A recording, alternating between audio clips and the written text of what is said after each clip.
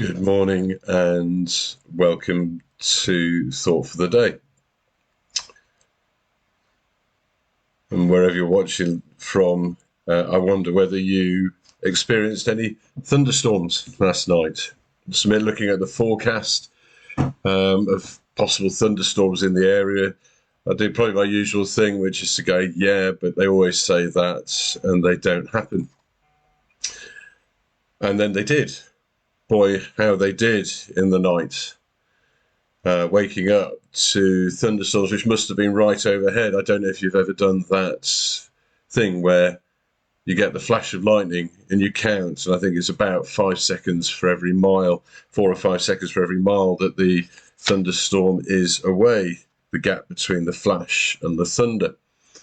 And I have to say the gap between the flash and the thunder was very small, so I think the storms are right on top up here at Catherington. And in the midst of that, I became really, really conscious of where I was. Yes, snuggled up in bed in the evening, but also conscious that where that was on top of a hill, in amongst lots of lovely tall trees, right next to a church building, which has on the top of it a metal spike, which is frankly designed with a pointy top to attract the lightning, a lightning conductor. And in that, a real attentiveness, slightly concerning attentiveness in some ways, I suppose, because it's out there waiting for the really loud bang, the lightning that struck something really, really close by. And we're blessed that the storms passed through. We had the very heavy rain and the gardens have needed a water, and boy, have they had that too. But this morning that got me thinking about attentiveness, in the middle of the night, very attentive to the storm, very attentive to location and all of that. But what about more widely in life? Where am I attentive? Or perhaps more, where am I inattentive? I think it's easy in the sort of normality. Every night I don't wake up and think I'm on the top of the hill amongst trees by a church building. It was only the storm that drew attention to that place. And I think it's really easy in life just to slip into a lack of attentiveness, a lack of attention. Things around us, our routines, our diaries, our things that we enjoy doing become familiar. And there's that sense that the familiar, if not breeding contempt, can perhaps breed something of complacency.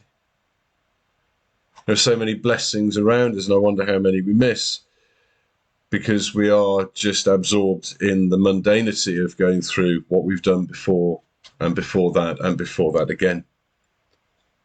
And so out of a storm last night has come really a sense for me of paying some deep attention. I don't think I'll manage it all the time because I don't think I'm that good at it, for want of a better word.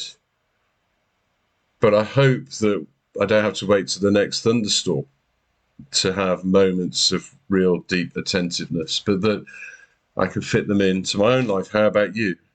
Perhaps the next time you're approaching the checkouts in a supermarket, to be really attentive of the person who is there serving you. Perhaps just as walking around, driving around, being really attentive of our surroundings and thankful for creation there. In a couple of Mondays' time, I'll be heading off up to North Wales to a retreat centre called St Bino's for 6 days of silent retreat. Some people will look at me and go, Richard, you silent 6 days, really? I kind of think I look at myself a little bit that way. But my prayer is that for me will be a privilege of time of deep, deep attentiveness. But I don't think we have to go away like that to find moments of deep focus. I think I've said before, on my wall I have a verse from Psalm 46, verse 10, be still and know that I am God.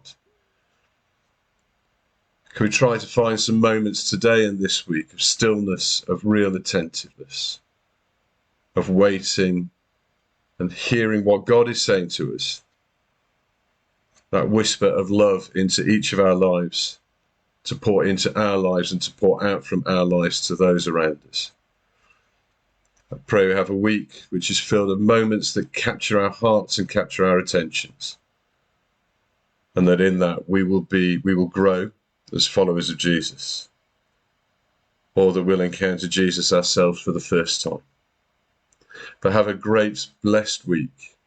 And I pray it's full of those moments for you. Bye for now.